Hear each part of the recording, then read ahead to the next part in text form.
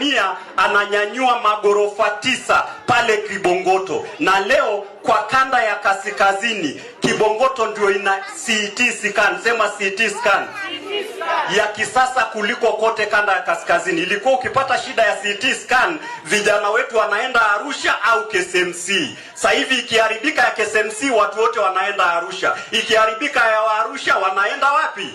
KSMC. Akia Mungu, sasa hivi ikiharibika ya KSMC wanakuja Kibongoto. Tuheshimiane hapa mjini, tunga namna hii, tuheshimiane hapa.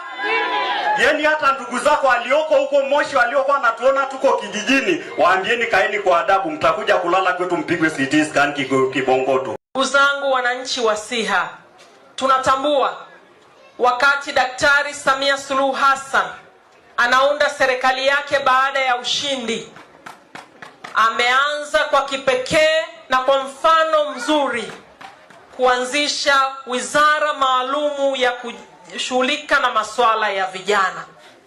Kwa nini kushughulika na masuala ya vijana? Kwa sababu ametambua nchi yetu idadi kubwa tulionayo ni vijana, na vijana hawajatambuliwa ipasavyo. Akaona ni vizuri na ni busara kuwa na wizara maalumu ya kushughulikia masuala ya vijana, ili wawatambue vijana wa nchi hii, na vijana wapate fursa ya kusikilizwa, na vijana wajue fursa zilizoko ndani ya nchi na waweze kuzitumia ili kujiimarisha kiuchumi. Vijana, tulinde amani ya nchi yetu, tuipiganie, tuitetee, na tusikubali kutumika na wale ambao hawaitakii mema nchi yetu ya Tanzania. Alituahidi ndani ya siku 100 akiwa rais swala la bima ya afya kwa Watanzania, kwa kuanza na yale makundi muhimu ya walemavu, watoto, wanawake wajawazito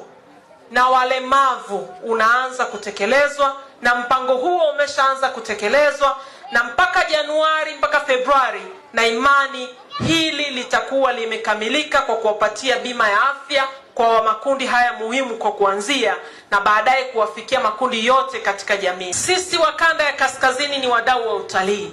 Daktari Samia Suluhu Hassan ametuahidi kupitia ilani ataenda kuhakikisha mazingira mazuri wezeshi, kuhakikisha watalii na sekta ya utalii inaendelea kuimarika. Kuimarika kwa sekta ya utalii tafsiri yake ni nini?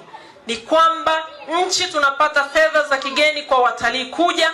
Fedha za kigeni zikiongezeka, manake uchumi wa nchi umeimarika. Uchumi wa nchi ukiimarika, manake mambo ya utekelezaji wa miradi ya maendeleo unaenda kukamilika, kwa sababu nchi itakuwa imepata fedha kutokana na utalii ulioko. Lakini kama haitoshi, uchumi wa wananchi mmoja mmoja, wale wote wanaopitiwa na sekta ya utalii, unaenda kuimarika. Lakini kingine, kwenye sekta ya elimu, Daktari Samia Suluhu Hassan kupitia utekelezaji wa ilani ya Chama cha Mapinduzi na imani na jimbo la Siha, pia utekelezaji na uboreshaji wa miundombinu kwenye sekta ya elimu unaenda kuboresha na utaenda kuimarika. Kwa shule zile zitakazohitaji maboresho yatafanyika.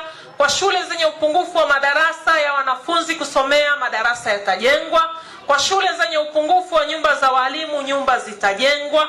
Kwa shule zenye upungufu na uhaba wa walimu, sasa ajira zimeshatoka, zinaendelea kuchakatwa, upungufu unaenda kupungua. Huyu ndiyo Daktari Samia Suluhu Hassan.